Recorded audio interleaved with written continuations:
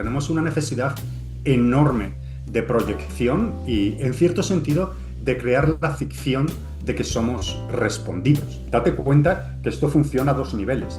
Es capaz de imitar muy bien los procesos de razonamiento de los seres humanos y sus estructuras lingüísticas, pero la forma en la que está razonando, la forma en la que llega a producir ese lenguaje que es capaz de comunicarse contigo, es algo que apenas estamos empezando a tratar de entender.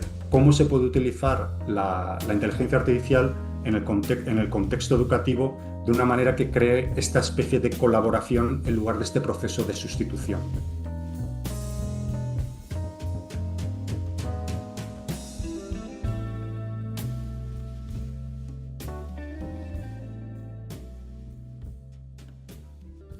Bueno, pues empieza, ya tengo algunos añitos, ¿no? Así que en realidad yo lo que hice cuando tenía 18 años fue estudiar filosofía, en parte para gran disgusto de mi padre, ¿no? Pero estudié filosofía en la Universidad Autónoma y la Universidad Autónoma tiene un importante, o tenía en aquel entonces, una importante sección de filosofía de la ciencia. Entonces, a mí, en realidad, siempre me ha interesado la filosofía, siempre me ha interesado lo que son las relaciones entre filosofía y ciencia. Como parte de mis estudios de filosofía, también hice la especialidad en antropología. Después, por una serie de circunstancias, estudié en Alemania, pero me dieron una beca para estudiar también en Estados Unidos, y en Estados Unidos me ofrecieron la oportunidad de hacer un doctorado en literatura. Entonces, yo tomé la literatura, era la otra, junto a la filosofía y la ciencia, ¿no? Era otra de mis pasiones y dije, estupendo, ¿no? Es decir, ya que tuve que elegir para la carrera entre filología y filosofía y elegí filosofía, pues el doctorado finalmente lo hice en literatura, y de esa forma empecé a combinar un poquito lo que es filosofía, lo que es literatura y lo que es el interés por lo que es el interés por las ciencias, ¿no? Eso más o menos desde el punto de vista de mi relación entre lo que son las ciencias y las humanidades en mi vida personal. En lo que es la relación entre la literatura y la ciencia de forma más amplia, yo creo que ha habido, particularmente a partir del siglo XIX, una especie de divorcio entre ambas, ¿no? Yo creo que un divorcio limitado, porque sigue estando la ciencia ficción, pero yo creo que con anterioridad esa especie de explorar el mundo de la tecnología y el mundo de la ciencia desde el punto de vista de la literatura estaba muy, muy presente, ¿no? Y un ejemplo simple es el Mary Shelley de Frankenstein, ¿no? Es decir, que se convierte en novela, y en novela científica, en novela filosófica, sobre lo que en aquel momento era una de las grandes preocupaciones en la época, ¿no? Que era el descubrimiento de la electricidad y cómo la electricidad podía llevar a la vida, y la vida a hacer resurgir la inteligencia, ¿no? Entonces, más o menos, de forma muy condensada, ese es el contexto, ¿no? En el que se desarrolla ese intento que yo tengo en algunos de mis libros por unir la literatura y la inteligencia artificial, ¿no? Como una manifestación de la tecnología. Sí, bueno, empezando por la génesis del libro. La génesis del libro primero parte de una curiosidad general por diversos desarrollos científicos, ¿no? Es decir, que no, eso lo he tenido, más o menos ha sido una constante desde que estudié filosofía, aunque no me había dedicado a ello desde el punto de vista de la creación literaria hasta mucho más recientemente. O sea que sí que hay parte de ese bagaje, ¿no? Que ya llevaba, ¿no? Sobre estar interesado en lo que es la diseminación científica. La idea de crear el libro vino de dos partes. La primera es de una profunda insatisfacción que yo sentí cuando empezó, pues eso, alrededor de un poquito antes ya de que surgiera ChatGPT, pero ciertamente cuando surgió ChatGPT, sobre la forma en cómo se estaba explicando al público en general, en los medios de difusión general, esta tecnología Ujú. y sus posibles consecuencias, ¿no? Es decir, a mí me parecía un tono muy alarmista en el que se ofrecían muy pocas oportunidades para pensar, se explicaba muy poco en qué, y creo que sigue ocurriendo, se explica muy poco en qué consiste, cuáles son los fundamentos, ya no técnicos que algunos se mencionan, ¿no? Sino sobre todo cuáles son los fundamentos filosóficos que permiten permiten entender qué es lo que están haciendo estos programas. También un poco yo tuve o sentía una cierta, no sé, me encanta la diseminación científica, pero la diseminación científica, el tono y la forma en cómo se presenta, no es que sea aburrido, ni mucho menos, de hecho es fascinante, pero suele ser muy neutral, ¿no? Desde un punto de vista estilístico. Y yo echaba de menos en diseminación científica no solamente explicarte o no solamente explicar en qué consiste esta tecnología, sino ese intento por ligarla a un mundo más amplio, a la vida de las personas que han desarrollado esa tecnología, a las cosas que estaban leyendo, a la música que sonaba en aquel entonces, a los libros que anticipaban esas ideas y que en cierto sentido han ido inspirando a generaciones tras generaciones de científicos que se han dedicado a la inteligencia artificial. Y en ese sentido fue que, en parte, para tratar de ofrecerme a mí mismo una mirada que me permitiera dotar de sentido a los desarrollos que estaban teniendo lugar ante mis ojos sobre inteligencia artificial y en la medida de lo posible, contribuir a un debate más objetivo, más calmado, más distanciado, pero no por eso exento de sentido del humor, de sentido de referencias literarias, de un gusto por narrar, ¿no? Fue que creé o empecé a escribir este libro sin saber, la verdad, si se publicaría o no, ¿no? Pero bueno, dije, al menos si al final no se publica, al menos he puesto yo en orden mis propios pensamientos y me doy a mí mismo un contexto para entender todas esa especie de alud, de informaciones que nos llegan a través de, como digo, de los medios de información general, muchos de los cuales ah, apelan no tanto a nuestra razón, a mi modo de ver, cuanto a nuestra emocionalidad. ¿No? Es decir, nos llenan de temores, ¿no? En el sentido de vamos a perder todos el trabajo, nos van a dominar las máquinas, o nos prometen paraísos, ¿no? Es decir, bueno, esto va a solucionar el cáncer, va a llegar, digo, bueno, sin negar los peligros y sin negar las bondades de esa tecnología, sí que ese fue un poquito el contexto y el proceso de fundación del libro. Yo lo empecé después, en pleno fragor y cuando hay esta especie de Mm. estallido, ¿no? En parte como reacción a ese estallido, aunque sí estaba siguiendo algunos de los desarrollos que tenían a cabo en el campo.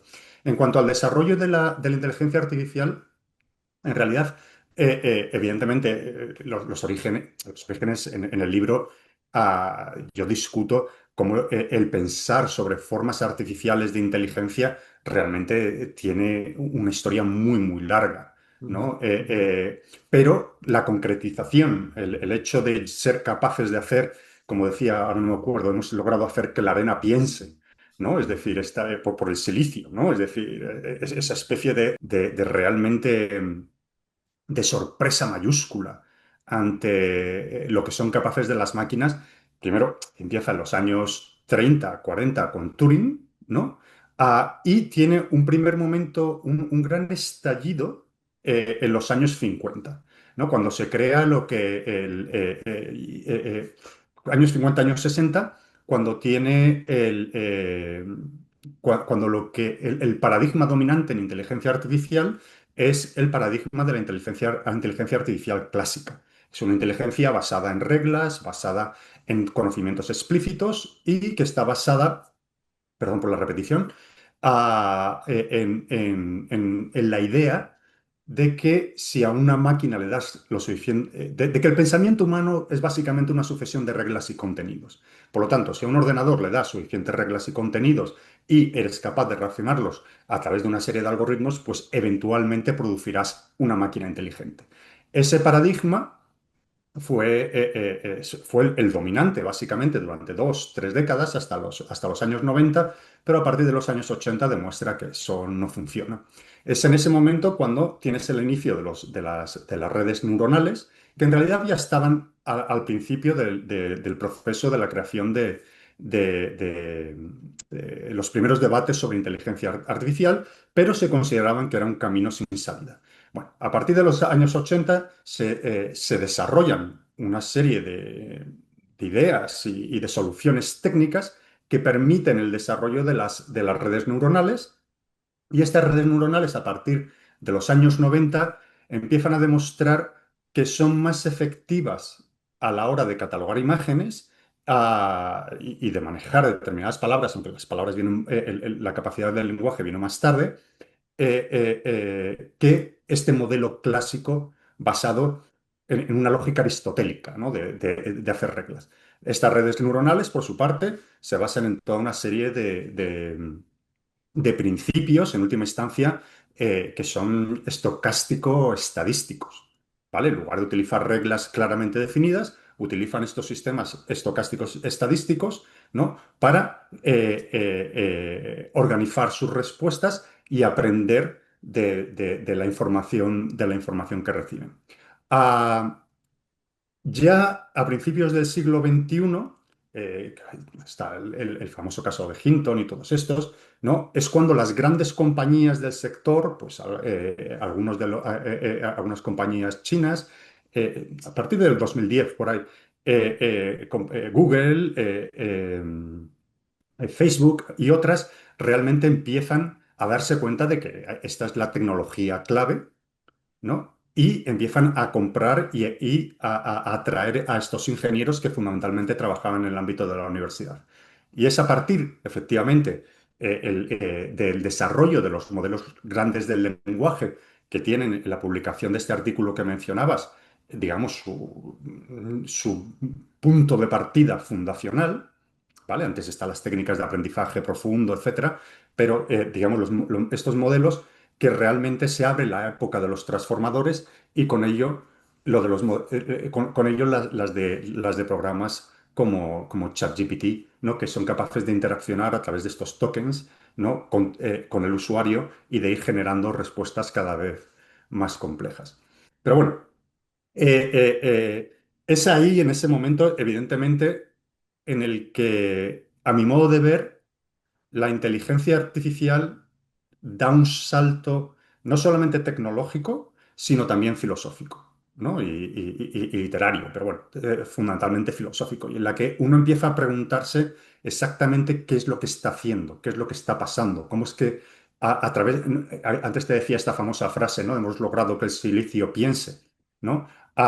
Pero ¿cómo es posible que las matemáticas hablen, ¿no? Es decir, escriban, que llegan a producir, ¿no? Y a partir de ahí es que empieza a generar toda esta especie de debates, y es lo que a mí realmente, en última instancia, lo que más me llama la atención, ¿no? El libro, más que una historia o más que un libro de diseminación científica, es realmente una especie de discusión filosófica sobre cómo se han ido produciendo esos avances y el momento actual, ¿no? En el que estamos. Bueno, sí, Borges, yo creo que la cuestión es que la IA presenta toda una serie de paradojas ¿no? Que en última instancia son muy borgianas, ¿no? Sobre la capacidad sobre lo que es la memoria, sobre lo que es la capacidad de crear, y la capacidad de entender. Entonces, Borges probablemente habría disfrutado, ¿no? de algunas de estas paradojas.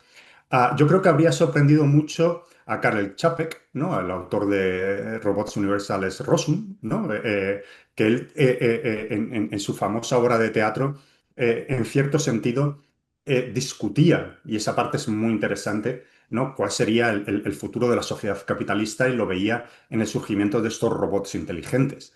Lo interesante es cómo a principios del siglo XX es el robot, ¿no? El que realmente se ve, ya desde Samuel Butler y Erewhon, ¿no? Pero es el robot el que se ve, como que nos llevará, ¿no? A esas máquinas inteligentes. Obviamente Čapek no conocía las computadoras. Y finalmente ha sido al revés, ¿no? Es decir, ha sido el surgimiento de estas nuevas máquinas, ¿no? Estos cerebros electrónicos, los que nos están llevando, al parecer, ¿no? A lo que sería la inteligencia artificial general. Una inteligencia artificial, una inteligencia artificial que, sin embargo, todavía hoy tiene muchos problemas para llevar a cabo esa especie de distopía que se planteaba, Čapek en RUR, en Robots Universales Rosum, y que tiene muchos problemas para dar el salto del ámbito de lo virtual al ámbito de lo real, ¿no? Es decir, por eso, quizás una de las cosas que más llaman la atención en la actualidad, y que llevamos ya básicamente 15 años, bueno, 15 años quizás no tantos, pero una década sí, esperando, es decir, bueno, ¿en qué momento, ¿no? Realmente empezarás a ver, el típico robot, mayordomo, que vendrá por fin a quitarte a quitarte el lavaplatos, ¿no? Como los Simpson, ¿no? Y a sacarte la basura. Ah, y eso, sin embargo, todo el rato se dice. Ya Elon Musk, decía que el coche autónomo estaba a la vuelta de la esquina hace 10 años. Hace un año y medio, o hace un año, volvía a decir que los robots estaban a punto de llegar, ¿no? Pero no llegan, no llegan, no llegan.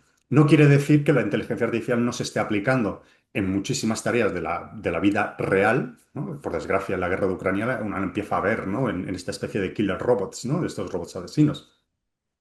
Pero, esos robots, multitarea, que son capaces ya de interaccionar contigo, de hacerte una tacita de café, etcétera, eso no está llegando. Entonces, yo creo que alguien que disfrutaría mucho de las paradojas y, de los desarrollos de inteligencia artificial sería, por ejemplo, ese autor checo.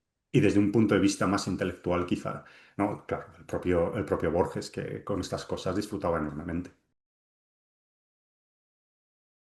Yo haría una precisión, ¿no? Es decir, los nuevos modelos, son mucho más potentes que los anteriores, eso no cabe duda, ¿no? En sus capacidades, pero esta impresión de que, parecen más tontos, en realidad una de las cosas que han notado, es que, lo que ha aumentado es el número de alucinaciones. Ujú. Es decir, lo cual es interesante, ¿no? Es decir, la tecnología de las redes neuronales, una de las cosas que tenemos que entender es que es fundamentalmente experimental. ¿Vale? Es decir, a diferencia de otras teorías científicas, por ejemplo, la física cuántica, la teoría de la relatividad, ¿no? Que se desarrollan y hacen una serie de predicciones que pueden entonces, verificar o probar como falsa una teoría. No hay una teoría, general sobre la inteligencia, artificial basada en redes neuronales, que te diga realmente qué es lo que va a pasar, cuáles serán sus capacidades, ¿no? Y que, por lo tanto, tenga una especie te proponga una especie de camino, ¿no? Decir, no, no, mira, es que, aquí este es el problema, mira, no podemos entrar en un agujero negro, pero yo te digo que esto es lo que pasa, eso es lo que dice la relatividad, ¿no? En el límite de uno te puedo explicar lo que pasa, ¿no? Y esto se puede probar de esta forma, de esta forma, de esta forma, ¿no? Las redes neuronales, desde el principio surgen como una teoría. como una práctica científica, ¿no? Increíblemente experimental, se dan cuenta que aumentando el número de capas, cambiando la forma en que éstas se relacionan, cambiando los métodos de entrenamiento, aumentando el número de parámetros, introduciendo una serie de conexiones entre distintas partes de esos sistemas, emergen naturalmente, y las dos palabras claves son esas, emerger naturalmente, ¿no? Una serie de capacidades. ¿Por qué? Exactamente, yo no creo que haya nadie que te lo pueda explicar. ¿Vale? Es decir, exactamente por qué, o sea, eso ocurre así. Ellos, hay veces que se refieren a la neurociencia y te dicen, no, no, es que eso es lo que se observa en los seres vivos también. Es decir, tú aumentas el número de capas, y no solamente el número de neuronas, sino la forma en cómo esas neuronas se conectan entre sí y empiezan a emerger capacidades cada vez más complejas. ¿Cómo? ¿Por qué exactamente? ¿Cuál es la causalidad? No te lo pueden decir exactamente ni en neurociencia ni en inteligencia artificial, simplemente que ven así. Entonces, estas empresas se han lanzado a una carrera, ¿no? Es decir, el objetivo final es la inteligencia artificial general, ¿no? La alcanzarán. Hombre, de momento, una de las cosas, entendiendo por inteligencia artificial general, una máquina o un programa o un sistema que es capaz de realizar todas las tareas cognitivas que un ser humano puede realizar al mismo nivel o mejor, ¿no? ¿Lo lograrán? Pues la verdad es que una de las cosas que ves en el campo es toda una serie de debates a los que al final le faltan el sustrato, ¿no? Porque dices, pues es que no lo sabes. Pero las empresas se han lanzado a la carrera para decir, bueno, pues si habiendo hecho estos cambios, han emergido naturalmente estas capacidades, ¿qué pasa si los triplicamos? Entonces, y introducimos estas otras cambios y hacemos estos cambios en la forma en que entrenamos esas redes neuronales. Y sí, de repente emergen nuevas capacidades. Entonces, lo que hay por parte de estas empresas es una apuesta a que la siguiente generación que produzcan de modelos, ah, por el hecho de introducir estos cambios, lo más probable es que muestren capacidades todavía mayores y por lo tanto que cada vez se acerquen más a lo que es la nuestra, la inteligencia artificial general. ¿Ocurrirá eso? Mm, Mira, te dicen que sí, que ocurrirá en el 2026 y otros te dicen que en el 2036, ¿no? Otros te dicen que no ocurrirá nunca. Lo cierto es que no tenemos ni idea. Porque es un campo increíblemente experimental. Una de las cosas que sí se ha notado, sin embargo, es que, curiosamente, y tampoco saben explicar por qué, es que en los últimos modelos, en los que ha sacado Anthropic y los que ha sacado eh, eh, OpenAI, cada vez tienen capacidades más sofisticadas, hasta el punto en algunas de ellas al nivel de un doctor, de un estudiante de doctorado, ¿no? Aunque yo bromeo en el libro y digo, bueno, pues depende de qué estudiantes de doctorado, ¿no? Es decir, también los doctorados a lo mejor ya no eran lo que eran, no sé. Eh, eh, eh, pero que ocurren esta especie paralelamente hay un aumento en el número de alucinaciones. ¿Por qué? No lo sabes, ¿no? Pero eso causa esta especie de decir, bueno, sí, esto está siendo muy útil, pero es que de repente viene con todas estas alucinaciones, entendiendo por alucinaciones, para el que no lo entienda, respuestas que da el sistema para las que realmente no tienen ningún fundamento lógico, ¿no? Es decir, las ha creado, ¿no? Sí, y no sabemos muy bien por qué ha creado tales respuestas. ¿Por qué está ese aumento? No lo sabemos. ¿Qué pasará cuando en la siguiente generación, ¿no? Es decir, ¿se reducirán ese número de alucinaciones o de repente todos serán alucinaciones? Pues a lo mejor puede ser que todos sean. alucinaciones y que sí, que junto a y se convierte en una especie de científico loco, ¿verdad? Es decir, con ideas geniales, pero que el 80% de las cosas que produce sean completos desmadres, ¿no? Entonces, ese es uno de los, ese es uno de los problemas que, bueno, todo el mundo considera que es un problema que se podrá manejar y que y que se irá reduciendo a través a través de los modelos de entrenamiento adecuados, ¿no? Pero es un problema importante.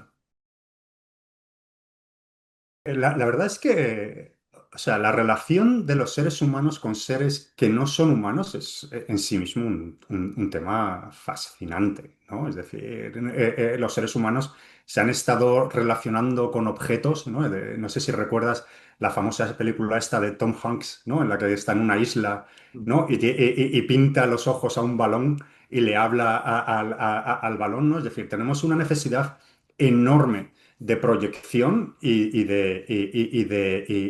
cierto sentido, de crear la ficción de que somos respondidos, ¿no? La cuestión de si realmente estamos siendo respondidos y correspondidos por un ser está, de nuevo, en la historia de la literatura, el famoso hombre de arena, ¿no? El cuento este, ¿no? Donde está esta muñeca Olimpia, ¿no? De la que el protagonista se enamora y finalmente enloquece cuando la ve rota en partes, ¿no? Es decir, ya es una reflexión precisamente sobre esto en el siglo XIX. O sea que realmente llevamos pensando sobre esto más de lo que podría parecer. En el caso de los ordenadores en concreto, hubo un experimento, bueno, si se puede llamar experimento, muy interesante, básicamente en los años 60, cuando un científico de la computación, Weizenbaum se llamaba, crea un programa que se llama ELISA. ¿Vale? Con Z, ¿no? Un poco como la lisa de la sonata de Beethoven, pero con Z, ¿no? Ah, y está dentro está dentro del movimiento de la inteligencia artificial clásica, no de la neuronal, ¿no? Y realmente era un experimento para tratar de ver cuáles eran las capacidades lingüísticas en ese momento de un programa, de un ordenador. Y lo que hacía, lo que hizo Weizenbaum fue el programarlo un poquito como si fuera una especie de psicoanalista, ¿no? De tal forma que la persona que interaccionaba con él, con el sistema, con Elisa, ¿no? Le contaba algo y Elisa reformulaba lo que había leído en una especie de pregunta. Hombre, pues me siento triste. Ah, ¿te sientes triste? ¿Por qué te sientes triste?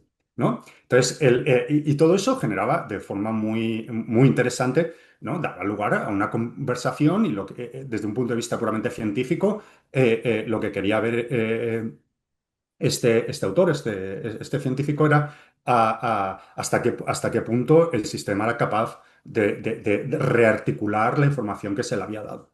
Bueno, para no extenderme con el tema, un día su secretario o su secretaria, no me acuerdo, le pidió si podía interaccionar con Elisa, ¿no? Entonces dijo que vale, ¿no? ¿Y cuál fue su sorpresa, ¿no? Cuando 3 minutos se fue a buscar un café o algo así, y cuando volvió e iba a ver exactamente qué es lo que le estaba contando, el otro le pidió que por favor cerrara la puerta. No, que saliera y cerrara la puerta. ¿No? Es decir, ya se había metido en esa conversación, ¿no? ¿A qué viene esto? Esto viene a que es muy fácil para un ser humano entrar en una conversación con básicamente cualquier cosa y más todavía si ese ser, sea lo que sea, responde mínimamente de una forma que lo pueda entender. En ese momento se encienden, por decirlo metafóricamente, no estoy hablando materialmente o científicamente, se encienden todos los sistemas sociales que tiene el ser humano, ¿no? Y empieza a proyectar sobre el otro, ¿no? Sobre esa entidad, lo que es una personificación. ¿no? Y esas personificaciones, como digo, han existido a lo largo de la historia, a lo largo de la literatura y obviamente con este tema.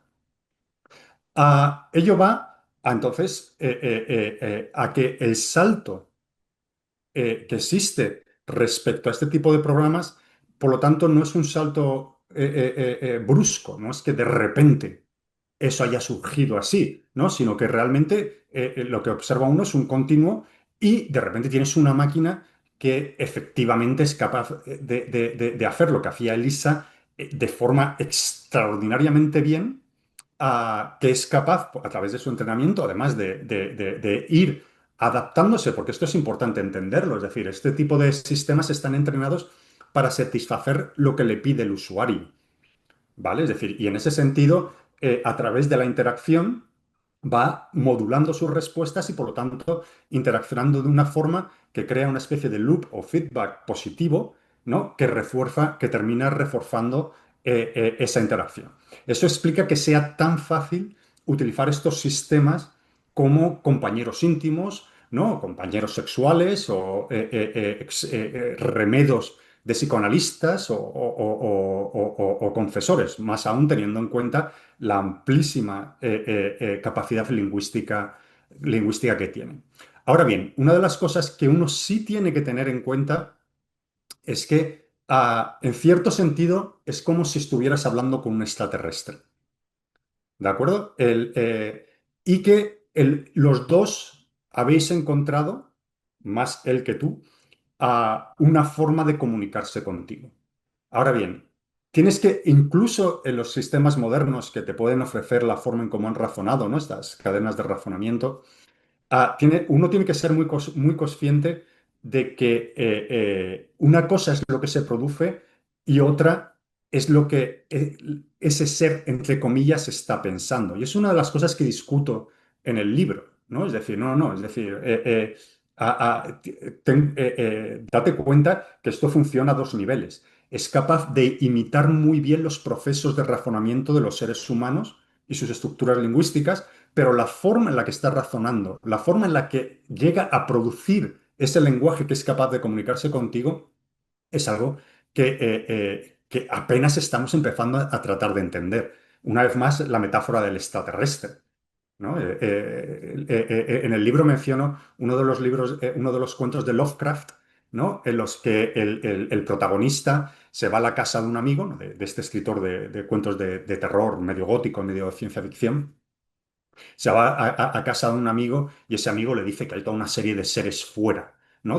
Y que está peleando contra ellos. Total, que se va y vuelve y cuando vuelve se encuentra con su amigo, pero hay algo que no es como su amigo, ¿no? Es esta sensación de freudiana de lo siniestro, ¿no? Hasta que finalmente, no me acuerdo cómo exactamente, ¿no? Se da cuenta de que realmente está hablando con ese extraterrestre, es decir, ha fingido, ¿no? O es capaz de crear la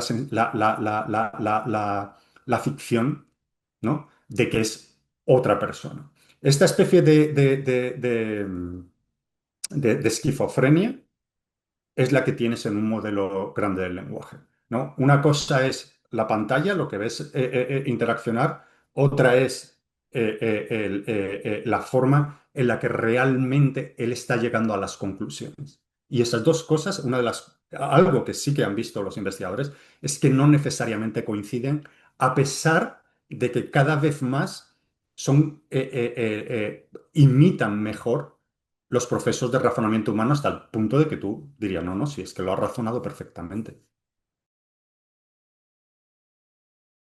Uf, ahí me gustaría tener los nombres de todos, ¿no? Vale. Ujú. A, a- a ver, en el caso de las redes neuronales, está claro que Geoff Hinton, ¿no? Es considerado, junto a Jan LeCun, ¿no?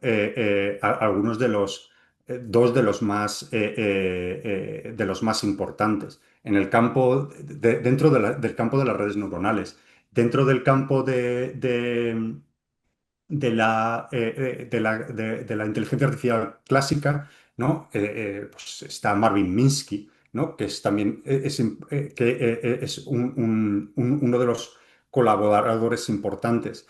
La cuestión y la diferencia, yo diría, es con Harold Bloom, ¿no? Es decir, me decías, bueno, un Harold Bloom. Es que presentar, ¿no? Esa especie de, de, de genealogía, a pesar de que puedes seleccionar gente, pues eso, como Turing, como Minsky, como Hinton, como Jean LeCun, ¿no? Como muchos otros, yo no creo que muchos de sus trabajos sean accesibles al gran público. Ujú, ¿Vale? Entonces, muchos de ellos son trabajos técnicos, ¿no? Que hace difícil a una persona bueno, simplemente tiene curiosidad en la IA decir, bueno, no, pues yo voy a irme a las fuentes, ¿no? Entonces, ahí sí que creo que yo distinguiría entre las personas que han impulsado el campo y algunos de los que han contribuido, digamos, a popularizarlo y a reflexionar sobre ello de forma filosófica, de forma incluso literaria, ¿no? Entre los que han contribuido a reflexionar de forma literario-filosófica, ¿no? Pues está el propio Weizenbaum, ¿no? Que ya en la década de los 70, ¿no? Escribe un par de libros, se me han ido los títulos, ¿no? Advirtiendo, ¿no? Sobre el problema precisamente de este tema que me mencionabas antes, ¿no? De decir, bueno, cuidado que nuestra relación, tenemos esta tendencia a antropoformizar, ¿no? Nuestra relación con las máquinas.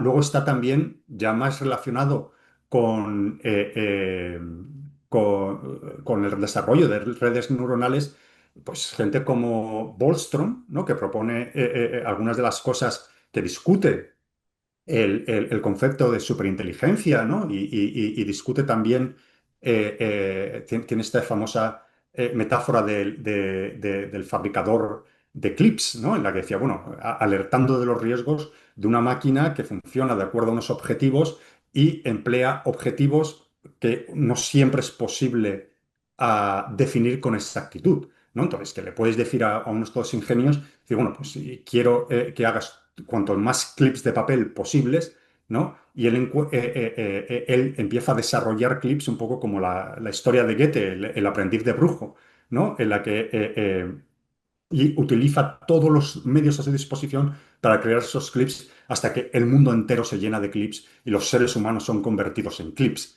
¿no? Entonces, esa especie de idea han sido muy, muy populares en un lenguaje que se puede entender más. O también está este filósofo Kurzweil, ¿no? Que ha discutido mucho sobre lo que es la idea de la singularidad, ¿no? El momento en el que en qué momento llegará esa inteligencia artificial general que sobrepase las capacidades humanas y, sobre todo, en qué momento sabremos que hemos atravesado ese momento.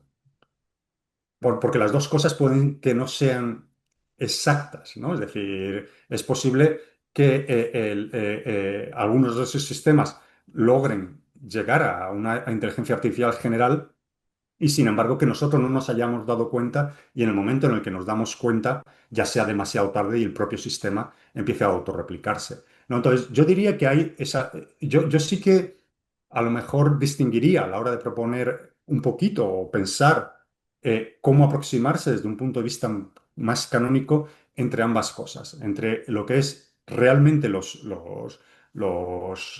papers y las publicaciones seminales en el campo. ¿No? Mencionabas antes esta de Attention is all you need, ¿no? Que son fundamentales, pero restringidas en gran medida a los especialistas, ¿no? Y luego toda esta serie de publicaciones paralelas que han ido dándole forma al debate sobre la inteligencia artificial.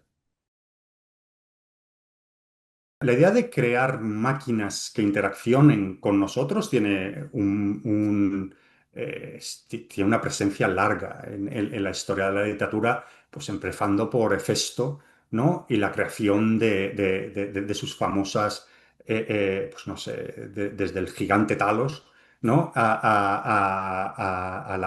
esas especies de servidoras, ¿no? Que crea para los, de mecánicas que crea para los dioses del Olimpo, e incluso, si quisieras verla como ejemplo de un ser que es creado con inteligencia general, con inteligencia general, ¿no? La propia Pandora, ¿no? Es decir, que es creada por Hefesto, ¿no?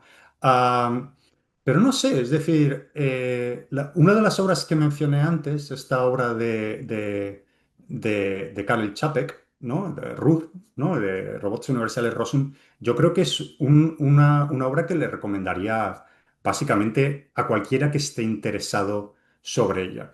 Y se la recomendaría en el sentido de que no solamente es una reflexión sobre la inteligencia artificial, sino es una reflexión sobre nuestra relación con las máquinas y su impacto en lo que es las relaciones económicas. ¿Vale? Bueno, realmente esto es una fábrica que se dedica a crear esta especie de robots y estos robots al final terminan sustituyendo a los seres humanos básicamente en todas las tareas productivas, ¿no? Entonces es muy curioso cómo a principios de los años 20 tienes ya esta especie de ansiedad, ¿no? Sobre, bueno, es que vamos a crear un ser que esté por encima, ¿no? del ser humano y termine reemplazándonos a nosotros mismos, ¿no? ¿Cómo nos desarrollamos, cómo nos relacionamos con ello? Entonces, yo diría que esa es una buena obra, ¿no? Por la que entrar a este tipo de debates ligándolo, ¿no? a temas más actuales. El problema de la inteligencia artificial hasta relativamente recientemente, y desde luego Turing es alguien que se opone frontalmente a ello, ha estado ligado al problema de la conciencia. ¿Vale? Es decir, hasta hace relativamente poco, y por ahí va Zizek y otros también, cuando empiezan a hablar un poco del inconsciente, ¿no? Y a la idea de que para desarrollar lo que es un pensamiento abstracto y capacidades cognitivas superiores, ¿no? Esas capacidades están íntimamente ligadas al ejercicio de la conciencia, ¿no? Entonces, una de las partes fundamentales de los debates sobre IA, sobre qué pueden hacer, qué no se puede hacer, al menos filosóficamente y en un principio, tiene que ver con todo lo que es el debate sobre precisamente la conciencia humana, ¿no? Es decir, si te vas al siglo XVII, en última instancia, es un poco el debate entre Hobbes y Descartes, ¿no? Descartes que termina encontrando en sí mismo la idea de Dios, ¿no? Es decir, analiza que es un ser pensante, que es un ser con conciencia y a partir de ahí ya lo desarrolla todo. Mientras que Hobbes, que es mucho más materialista, termina diciendo aquello de no, no, no, pensar es calcular, ¿no? Es decir, y si tú eres capaz de calcular, eres capaz de pensar, ¿no? Ambas posiciones son muy, muy importantes en el sentido que desde un punto de vista metafísico y filosófico, casi prescriben, entre comillas, lo que tiene que ser la IA. No, no, es que si no tiene una conciencia, realmente no puede pensar, no puede llegar hacia la inteligencia artificial general, ¿no? A la inteligencia general. Mientras que el otro dice que no, no, no. Es decir, si en última instancia pensar se termina considerando una cuestión de cálculo.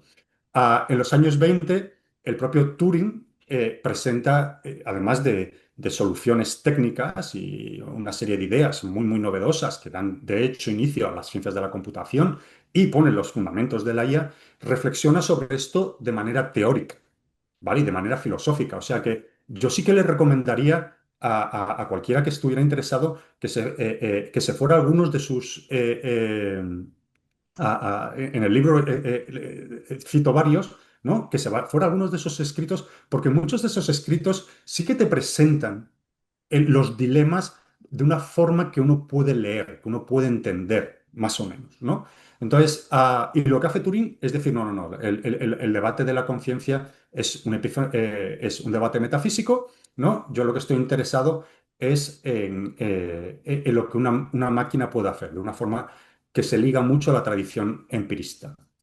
Lo que es interesante de Turing es que, además, ¿no? De decir, no, no, vamos a ver qué es lo que es capaz de hacer una máquina, él hace otro movimiento que es fundamental en el campo de la inteligencia artificial, y es reducir el enorme debate sobre la inteligencia, la conciencia, que, ¿no? Que es un debate filosófico gigantesco, lo reduce a si es posible, no que si las máquinas es posible que las máquinas piensen, sino si es posible que las máquinas aprendan, ¿vale? Y ese cambio, que es un cambio filosófico fundamental y de visión, es, a mi modo de ver, radical en el campo de la inteligencia artificial, en el sentido que hace que los esfuerzos se concentren no en tratar de replicar una conciencia, ¿no? A los Hobbes o a los Descartes, ¿no? Sino realmente en tratar de decir, bueno, vamos a simplificar el gigantesco problema de la conciencia y el pensamiento al problema muchísimo más fácil de tratar del aprendizaje. ¿Puedo hacer que una máquina aprenda?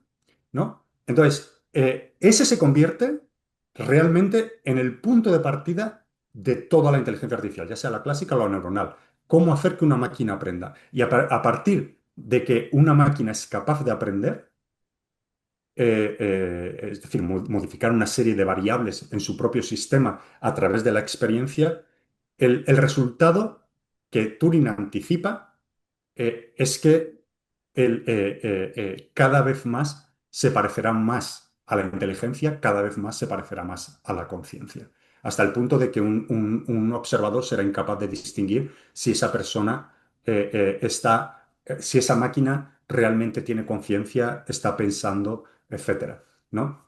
Entonces, yo diría que hay, de forma muy burda, yo lo periodizaría de esa manera, ¿no? Es decir, tú tienes los debates sobre la naturaleza del pensamiento, la conciencia, que en la filosofía moderna se encuentran en Hobbes, se encuentran en Descartes, que van evolucionando hacia el siglo XIX, y en el campo de la inteligencia artificial se adopta una postura empirista, negacionista, por lo tanto, de ese tipo de debates, ¿no? Y se lleva a cabo esta especie de simplificación del problema, de ese problema filosófico fundamental a un problema que es mucho más tratable, mucho más fácil de determinar, mucho más fácil de probar, que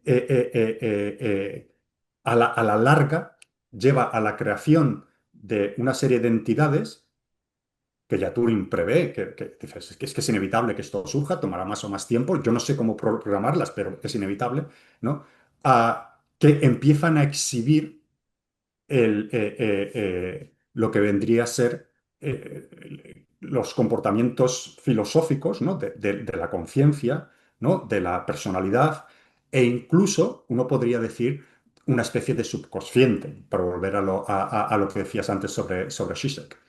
Ahora bien, ¿cuál es ese subconsciente? Es muy difícil de determinar, porque sí, una parte de ello es el subconsciente que viene a través de los procesos de entrenamiento de ese sistema, que al fin y al cabo está hecho de básicamente todo lo que está publicado en Internet, en un espacio abierto, muchas veces protegido o desprotegido, y que por lo tanto incluye todos los sesgos que están en esos textos, ¿no? Y que a través del proceso de entrenamiento se tratan de limitar. Pero es que por debajo de él puede que haya otro tipo de subconsciencia, ¿no? Que tú no eres ni siquiera capaz de entender. Es decir, porque responde a estos, a estas redes estocástico-matemáticas que se expresan en un lenguaje que no es el tuyo, ¿no? Entonces, eh, eh, sí, a lo mejor al final estas propias redes necesitan un psicoanalista, ¿no? Que no solamente nos sirven a nosotros, ¿no? Sino que a lo mejor los psicoanalistas, al final Anthropic tendrá que contratar tres o cuatro y decir, a ver, cuéntame, ¿no? Es decir, mientras te estaban entrenando, ¿qué fue lo que pasó? Empleos del futuro, ¿no? A lo mejor, quién sabe.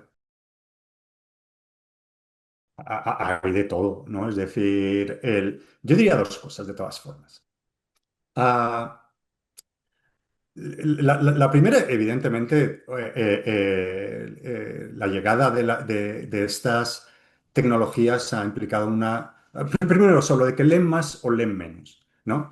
A ver, sí, hay una serie de estudios que parece indicar que en Occidente se va leyendo menos, ¿de acuerdo? Es decir, sociológicamente. Dicho eso, yo me acuerdo de un colega que tenía, ¿no?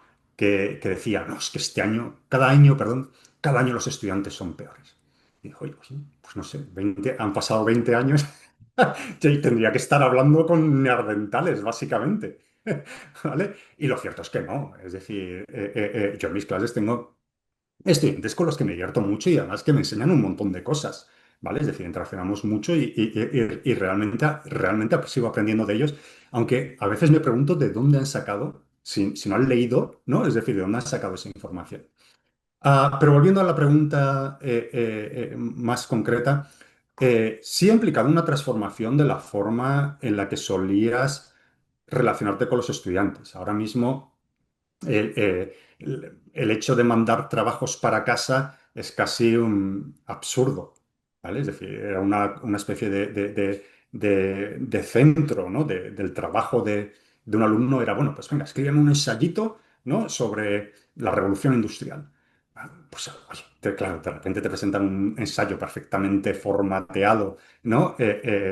Dices, no, esto no es posible que lo hayas escrito tú, ¿no? Obviamente, en ese sentido, no es que haya cambiado mucho, yo creo que esta picaresca está desde el siglo XVI, ¿verdad? Es decir, ya en la novela del siglo de oro, el estudiante no. Oye, yo también he sido estudiante, ¿no? Es decir, bueno, pues, siempre hay un poco de picaresca y mira, pues aquí, en mi época era lo de los bolis, que tenías había gente que era capaz de escribir el Quijote en un bolígrafo, ¿no? Pues ahora utilizan esto para hacer alguna trampilla que otra. Dicho eso, yo creo que la cuestión es cómo integras eso en el proceso de aprendizaje.